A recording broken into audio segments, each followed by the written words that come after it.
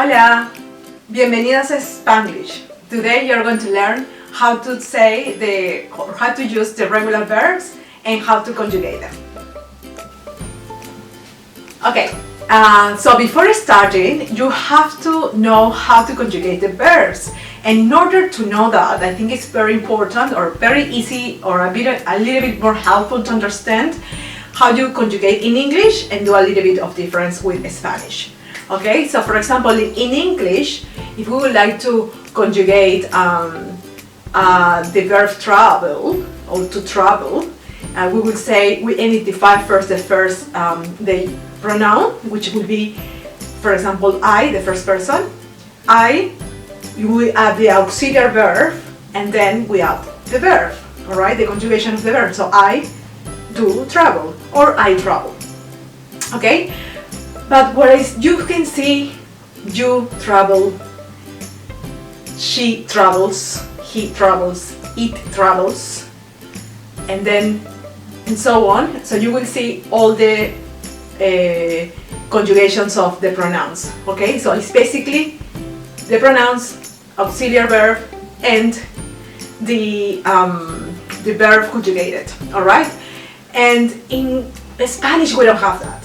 We don't have the auxiliary verbs to work with. We conjugate straight away with the verb, okay? And we add to the verb the pronoun and the time, like this. For example, we have to recognize first the pronoun. What pronoun are we going to use? First person I, second person you, third person él o ella in singular or in plural. Okay, so we're going to do first in the third person, all right? So that will be she, all right? She will be ella, okay? Ella, and we identify the verb in infinitive mode, which will be travel will be viajar, okay? So we have to. So one of the rules of this or the structure of this. The conjugations for the regular verbs, we have to take the R out of the word, and then we will have only viaj. Okay? You stick with this, viaj, ella, viaj, and we are going to identify the pronoun and the time, so we can add it on it. If we identify the present tense, it will be a, and for third person will be a. All right. So we're going to. Now I'm going to explain 100% how they actually are. Okay. The regular verbs are categorized in three groups based on their infinitive endings: ar, and ir. Let's say amar, beber, and vivir. Firstly, we identify the personal pronouns.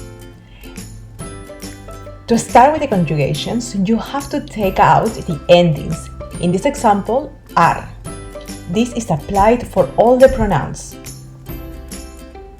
You have to conjugate each verb according to each pronoun and time. In this example, we'll do it in present tense. For example, I love, yo amo. You love, tú amas. He or she loves, él o ella ama. We love, nosotros o nosotras amamos. You in plural, you love, ustedes aman. They love, ellos o ellas aman. The conjugation for the second and third person in plural are always the same, as well as the second person in singular, formal mode usted is the same conjugation as the third person in singular. Let's continue with the ending er. Take out the er and again start the conjugation for every verb according to the pronoun and time, in this case present tense. So let's start conjugating. I drink, yo bebo. You drink, tú bebes. You drink in a formal way. Usted bebe. She or he drinks. Él o ella bebe. We drink. Nosotros o nosotras bebemos. You in plural.